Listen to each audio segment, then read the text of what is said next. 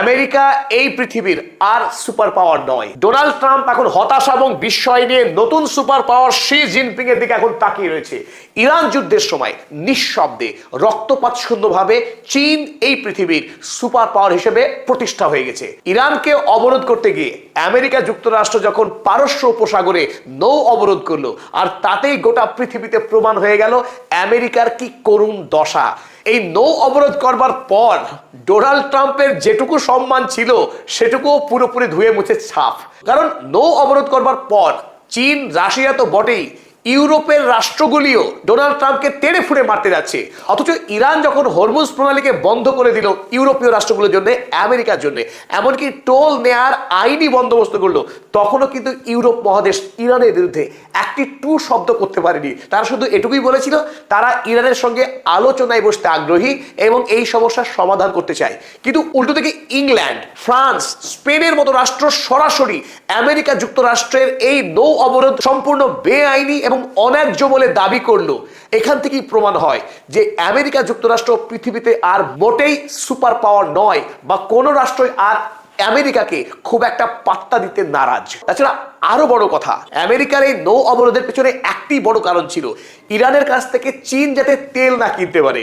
কিন্তু মার্কিন নৌসেনার এই পারস্য উপসাগরের অবরোধকে থোড়াই কেয়ার করে দুটি চীনা জাহাজ তেল ভর্তি করে নিয়ে তাদের চোখের সামনে দিয়ে আজ পার হয়ে গেল। আমেরিকার নৌসেনারা চেয়ে চেয়ে তাকিয়ে দেখলো, কিন্তু চীনের এই তেল ভর্তি ট্যাঙ্কারকে আটকাবার সাহস মতো করতে পারেনি মার্কিন যুক্তরাষ্ট্র। আর এতেই প্রমাণ যে সুপার পাওয়ার এখন আমেরিকা নয়, চীন। ডোনাল্ড ট্রাম্প কদিন আগে ধমক দিয়েছিল চীনকে উদ্দেশ্য করে যে যদি কোনো রাষ্ট্র ইরানকে অস্ত্র পাঠায়, সেই রাষ্ট্র যদি আমেরিকাকে আবার পণ্য বিক্রি করার চেষ্টা করে, সেই পণ্যের উপরে ফ্ল্যাট 50% ট্যারিফ চাপানো হবে। তারপরে আমেরিকার পাতা এই নৌ অবরোধকে থাপ্পড় মেরে অনায়াসে চীনের জাহাজ পার হয়ে গেল তেল নিয়ে। তাতেই প্রমাণ যে আমেরিকা যুক্তরাষ্ট্রকে মোটেই কেউ আর পাত্তা দিচ্ছে না, বা আমেরিকা যুক্তরাষ্ট্র চীনের বিরুদ্ধে লড়াই করা কিংবা তার জাহাজকে আটকে দিয়ে শক্তি জাহির করা মোটেই এই মুহূর্তে আমেরিকার পক্ষে সম্ভব হচ্ছে না। তাই নিঃশব্দে ইরান যুদ্ধ পৃথিবীতে একটা বৃহৎ পরিবর্তন নিয়ে এসেছে। আমরা বলছি IRC, ইরান, রাশিয়া, চায়না, এই জোট। একদিকে ভ্লাদিমির পুতিন, শি জিনপিং এবং আয়াতুল্লাহ মুজতবা খামেনেই, এই তিন বৃহৎ নেতার যে জোট বর্তমান পৃথিবীকে নিয়ন্ত্রণ করছে। আর যে পৃথিবীতে আমেরিকা যুক্তরাষ্ট্র খাবি খাচ্ছে, সাগরে এখন ডুবছে মার্কিন সাম্রাজ্য, যে সাম্রাজ্যকে টেনে তোলা তো দূরের কথা, ইউরোপ মহাদেশ আরো ডুবিয়ে দিচ্ছে সাগরের তলদেশে। কারণ এতদিন ধরে আমেরিকা গোটা পৃথিবীর উপরে যে দাদাগিরি করেছে নেটোর মাধ্যমে, সেই নেটো অর্থাৎ আমেরিকা, কানাডা এবং ইউরোপীয় রাষ্ট্রগুলো তারা যে পাওয়ার ব্লক তৈরি করে গোটা পৃথিবীকে শাসন করতো, সেই পাওয়ার ব্লক এখন বড়সড় ফাটল। নেটো এখন রীতিমতো অদৃশ্য, নন ফাংশনিং অর্গানাইজেশন। ইউরোপ এবং আমেরিকা তারা এই মুহূর্তে পুরোপুরি বিচ্ছিন্ন হয়ে গেছে। বরং মধ্যপ্রাচ্যের সঙ্গে গাঁটছড়া বেঁধে ইউরোপ মহাদেশ কোনো ক্রমে প্রাণে বাঁচার চেষ্টা করছে। আর আজ আরো একটি বড়সড় পরিবর্তন দেখলাম। এই মুহূর্তে গোটা ইউরোপ মহাদেশকে কূটনৈতিক দিক থেকে নেতৃত্ব দিচ্ছে স্পেন, না ইংল্যান্ড না ফ্রান্স। স্পেন সবার আগে এগিয়ে। আজ স্পেনের প্রধানমন্ত্রী পেড্রো সানচেজ তিনি চীনের রাষ্ট্রপতি শি জিনপিং এর সঙ্গে ঐতিহাসিক সভা করলেন, যে সভাতে ইউরোপ মহাদেশের আগামী অভিমুখ যে চীনের দিকে সেটা স্পষ্ট হয়ে গেল। কিছুদিন আগেই কানাডার প্রধানমন্ত্রী মার্ক কার্নি তিনি চীনের সঙ্গে সমস্ত বৈঠক সেরে তাদের মধ্যে এক শক্তিশালী কূটনৈতিক বাণিজ্যিক সম্পর্ক স্থাপন করেছেন আমেরিকার রক্তচক্ষুকে উপেক্ষা করে। এবার শুরু হয়েছে ইউরোপ মহাদেশের, একে একে ইউরোপীয় রাষ্ট্রগুলো চীনের সঙ্গে তাদের বাণিজ্যিক সম্পর্ককে শক্তিশালী করছে। আর স্বাভাবিকভাবেই পৃথিবী এখন আর আমেরিকা কেন্দ্রিক নয়, ইউনিপোলার নয়, বরং পৃথিবী এখন চীনের দিকে। তাই এই মুহূর্তে পৃথিবীর সবচাইতে বড় খবর, নিঃশব্দ পরিবর্তন। গোটা পৃথিবীর যে পাওয়ার ডাইনামিক্স, সেই ডাইনামিক্সের প্যারাডাইম শিফট হয়ে গেল, যেটা অভাবনীয়, অকল্পনীয়। পৃথিবীর মানুষ কল্পনা করতে পারেনি এত তাড়াতাড়ি মার্কিন সাম্রাজ্যের পতন হবে এবং চীন পৃথিবীর সর্বশক্তিশালী রাষ্ট্র হিসেবে প্রতিষ্ঠা পেয়ে যাবে। আর ইরান যুদ্ধ এই ক্ষেত্রে নির্ণায়ক ভূমিকা পালন করলো। ইরানকে সামনে রেখে চীন তার শক্তির প্রমাণ দিয়েছে। এই মুহূর্তে পৃথিবীর কোন রাষ্ট্র ইরানের বিরুদ্ধে যাওয়ার কথা ভাবতেও পারছে না, কারণ এই পাওয়ার ব্লকে রয়েছে অবিচ্ছেদ্য তিন রাষ্ট্র, ইরান, রাশিয়া, চীন, আমরা যাকে বলছি আইআরসি পাওয়ার ব্লক। চলুন এবার দেখে নিই নতুন সুপার পাওয়ার চীন কিভাবে আমেরিকাকে ঘোল খাওয়াচ্ছে। আমেরিকা যুক্তরাষ্ট্রের নৌ অবরোধকে মজাক বানিয়ে দিয়েছে চীন। এটা ভাবা যায় না, পৃথিবীর জন্য এত বড় পরিবর্তন এত তাড়াতাড়ি কিভাবে সম্ভব। আমেরিকা ভেবেছিল এই নৌ অবরোধের মাধ্যমে সে গোটা পৃথিবীকে নতুন ভাবে চাপ সৃষ্টি করবে, চীন তার সঙ্গে আলোচনায় বসবে, ইউরোপ তার হাতে পায়ে ধরবে এই অবরোধ তুলে নেওয়ার জন্য। এমনকি আয়াতুল্লাহ মুস্তফা খামেনেই তিনিও আমেরিকার কাছে ক্ষমা চাইবেন, হলো তার উল্টো। নৌ অবরোধ করার পর আমেরিকা যুক্তরাষ্ট্রের যেটুকু সম্মান ছিল বিশ্বে সেই সম্মানটুকু ধূলিসাৎ হয়ে গেল। এমনকি সেই নৌ অবরোধ বাস্তবে কার্যকর হলো না, কারণ চীনা জাহাজকে আটকাবার ক্ষমতা এই মুহূর্তে আমেরিকার নেই। চীন আমেরিকার এই নৌ অবরোধ সম্পর্কে স্পষ্ট মত দিয়েছে আজ। তারা বলেছে US blockade of Iran ports dangerous and irresponsible. আমেরিকার পক্ষে ইরানের বন্দরগুলোকে অবরোধ করা সম্পূর্ণ বিপজ্জনক এবং সম্পূর্ণ দায়িত্ব জ্ঞানহীন। আমেরিকা আন্তর্জাতিক বিশ্বের প্রতি সম্পূর্ণ দায়িত্ব জ্ঞানহীন। আমেরিকা পৃথিবীর বৃহত্তম গণতান্ত্রিক বা অর্থনৈতিক রাষ্ট্র হিসেবে তার যে কর্তব্য, সেই কর্তব্যকে জঙ্গলের আইনে নামিয়ে এনেছে। মাইট ইজ রাইট, ক্ষমতার জোরে গোটা পৃথিবীতে জঙ্গলে রাজত্ব কায়েম করেছে এই আমেরিকা যুক্তরাষ্ট্র। সুতরাং আমেরিকাকে ধিক্কার জানিয়েছে চীন। আরো এক ধাপ এগিয়ে চীনের প্রতিরক্ষা মন্ত্রী জং জুন সরাসরি আমেরিকাকে হুঁশিয়ারি দিয়েছেন। China's defence minister warns Trump not to interfere with our affairs. Iran এবং চীনের বিষয়ে ডোনাল্ড ট্রাম্পকে নাক গলাতে বারণ করেছে Dong. Strait of Hormuz is open for us. Strait of Hormuz অবরুদ্ধ নয় চীনের জন্য, তাই চীন ইরানের কাছ থেকে তেল কিনবে, অব্যাহত থাকবে তাদের আভ্যন্তরীণ বাণিজ্য। এই বিষয়ে আমেরিকা খবরদারি করার চেষ্টা যেন না করে। এর সরাসরি সামরিক হুঁশিয়ারি আমেরিকার দিকে, এবং যেমন দাবি তেমন কাজ।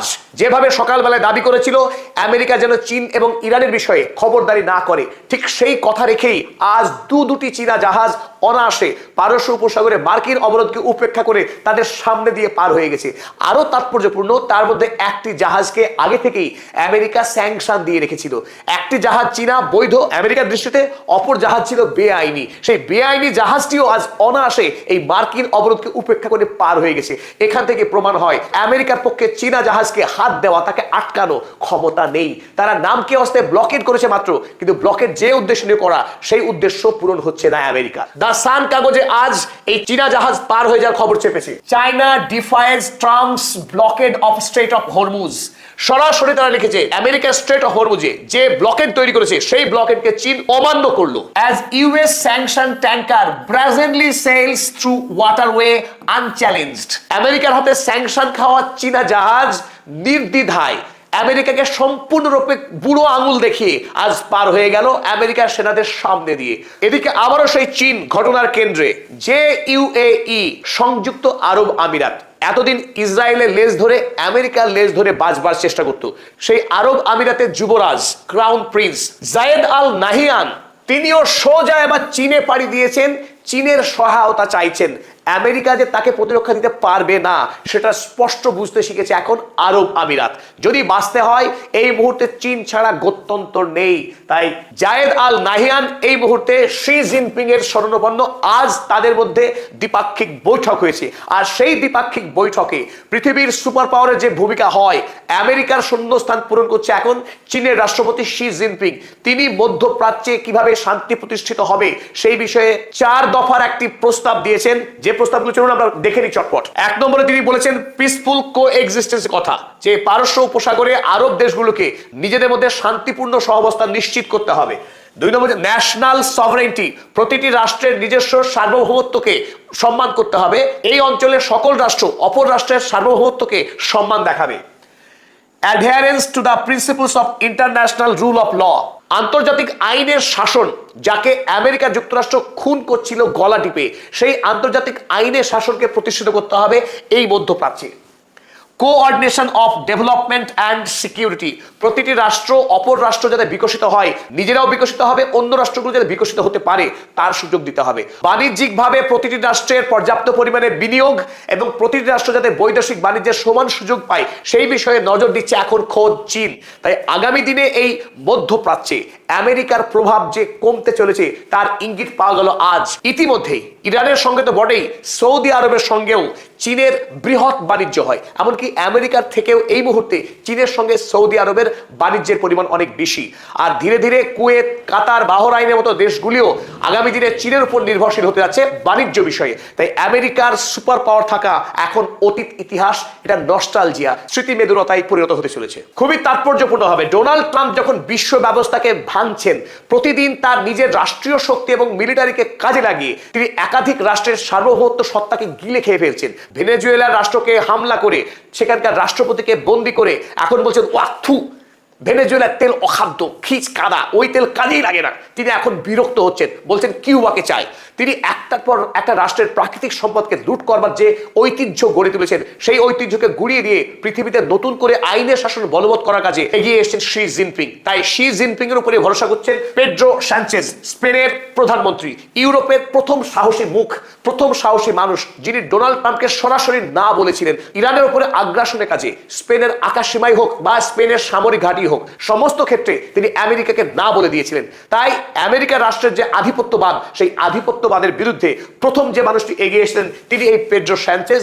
আরো এক ধাপ এগিয়ে আজ তিনি চীনের বেজিং এ এসে সাক্ষাৎ করলেন শি জিনপিং এর সঙ্গে এবং নতুন পৃথিবীর রোডম্যাপ তৈরি করার কাজে তারা একযোগে আগামীতে কাজ করবেন সেই অঙ্গীকার করেছেন। এবং বলা বাহুল্য, আগামী দিনে পেড্রো সানচেজের দেখানো পথেই গোটা ইউরোপ এগিয়ে আসবে। সে ফ্রান্সের ম্যাক্রো কিংবা ইংল্যান্ডের প্রধানমন্ত্রী কিয়ার স্টারমার, কারোর অন্য পথ খোলা নেই শি জিনপিং ছাড়া। আর এই ক্ষেত্রে আরো একবার স্পেনের প্রশংসা করতে হয়। স্পেন একটা সময় পৃথিবীর সর্ববৃহৎ সাম্রাজ্য ছিল, আজ সেটা অতীত। কিন্তু আন্তর্জাতিক আইনে রক্ষার প্রশ্নে এই মুহূর্তে আবারও সত্যি পথ দেখাচ্ছে স্পেন। 1979 সালে ইরানের ইসলামিক বিপ্লবের পর আমেরিকা যুক্তরাষ্ট্র, ইংল্যান্ড এবং তাদের বন্ধু রাষ্ট্রগুলো স্থায়ীভাবে ইরান থেকে তাদের দূতাবাসকে বন্ধ করে দেয়, সমস্ত কর্মীকে দেশে ফিরিয়ে নিয়ে যায়। তারপর থেকে ইরানে যেহেতু ধারাবাহিকভাবে ইসলামিক রিপাবলিক বর্তমান Ayatollah Ruhullah Khomeini, Ayatollah Khamenei এবং এখন সৈয়দ মুজতবা খামেনেই, তাদের শাসন যেহেতু ইরানে বিদ্যমান, তাই আমেরিকা যুক্তরাষ্ট্র কিংবা ইংল্যান্ড বা তাদের বন্ধু রাষ্ট্র এখন পর্যন্ত কেউ ইরানে তারা দূতাবাস খোলেনি। এর মধ্যে উজ্জ্বল ব্যতিক্রম স্পেন। পেড্রো সানচেজের স্পেন আজ সমস্ত এই ইতিহাসকে বদলে দিয়ে আনুষ্ঠানিকভাবে তারা দরজা খুলে দিল দূতাবাসের। স্পেনের পক্ষে তেহরানে তাদের দূতাবাস খোলার মধ্য দিয়ে ইউরোপের সঙ্গে তেহরানের কূটনৈতিক সম্পর্কের এক নতুন মাইল ফলক প্রতিষ্ঠিত হলো। আগামী দিনে গোটা ইউরোপ মহাদেশের সঙ্গে মধ্যপ্রাচ্যের সুমধুর সম্পর্ক তৈরি হবে, এই বিষয়ে পদাতিক চ্যানেল খুব দায়িত্ব নিয়ে বলছে। আগামী দিনে ইউরোপের সঙ্গে মধ্যপ্রাচ্যের এই পশ্চিম এশিয়ার আরব রাষ্ট্রগুলির সঙ্গে ঘনিষ্ঠ বাণিজ্যিক কূটনৈতিক সম্পর্ক তৈরি হতে যাচ্ছে। অতীতের সাম্রাজ্যবাদী ইতিহাসকে পিছনে ফেলে আমেরিকা যুক্তরাষ্ট্র এই পৃথিবীতে বিচ্ছিন্ন একটি রাষ্ট্র হতে যাচ্ছে। আন্তর্জাতিক রাষ্ট্রগুলি থেকে আমেরিকা ধীরে ধীরে বিচ্ছিন্ন হবে। অন্যদিকে চীন, মধ্যপ্রাচ্য, ইউরোপ মিলে একটা নতুন পাওয়ার ব্লক তৈরি হবে, আর সেই পথে বিশ্ব এগিয়ে যাচ্ছে। স্পেনের প্রধানমন্ত্রী পেড্রো সানচেজ আরব আমিরাতের রাজপুত্র জায়েদ আল নাহিয়ান ছাড়াও এই মুহূর্তে বেজিং শহরে অবস্থান করছেন রাশিয়ার বিদেশ মন্ত্রী সার্গি ল্যাভরভ। সার্গি ল্যাভরভের সঙ্গে ইতিমধ্যেই বৈঠক সেরেছেন চীনা বিদেশ মন্ত্রী ওয়াং ই এবং ল্যাভরভ। তারা আমেরিকার এই নৌ অবরোধ সম্পর্কে বৈঠক করেছেন এবং আগামী দিনে তারা মিলিতভাবে আমেরিকার বিরুদ্ধে কি অবস্থান নেয়, কিভাবে তারা প্রতিক্রিয়া ব্যক্ত করে, সেদিকেই চোখ রেখেছে গোটা বিশ্ব, চোখ রেখেছে পদাতিক। আগামীকাল চীন এবং রাশিয়া মিলিতভাবে যে জয়েন্ট স্টেটমেন্ট দিতে যাচ্ছে আমেরিকার বিরুদ্ধে এবং ইরানের পাশে তারা কিভাবে দাঁড়ায়, সেটা আগামী পৃথিবীর জন্য একটা নতুন কূটনৈতিক এবং রাজনৈতিক বাক হতে যাচ্ছে। এই বিষয়ে বিস্তারিত তথ্য দিয়ে আবারও আপনাদের সামনে হাজির হচ্ছি আজকেই। আমেরিকা এবং রাশিয়া ইরানের স্ট্রেট অফ হরমুজ দিয়ে কি সিদ্ধান্ত নিচ্ছে, আমেরিকার এই নৌ অবরোধ সম্পর্কে রাশিয়া এবং চীন কি প্রতিক্রিয়া দিচ্ছে, সেটা নিয়ে আমরা বিস্তারিত আলোচনা করব পরের ভিডিওতে। ততক্ষণ পর্যন্ত বিদায় নিচ্ছি। আর তার আগে যারা এখনো পর্যন্ত পদাতিক চ্যানেল সাবস্ক্রাইব করেনি, সাবস্ক্রাইব করবার অনুরোধ রাখলাম।